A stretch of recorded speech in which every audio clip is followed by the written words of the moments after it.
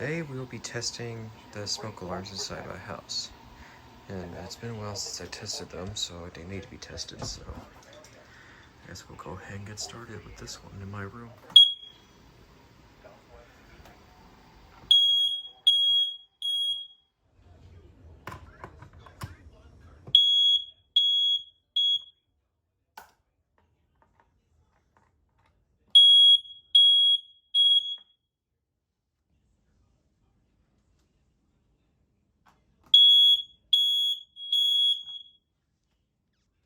Here, I'll hold down on this one, see if everything else is going off just fine.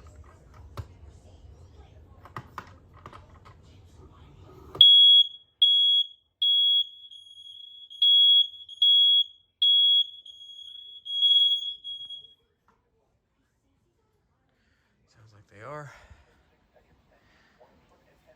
I do need to replace the batteries in these things because I haven't replaced them in a long time, but I'll probably try to go find batteries later on. Maybe if I find smoke tester, I'll actually smoke test them instead of button testing them, but yeah.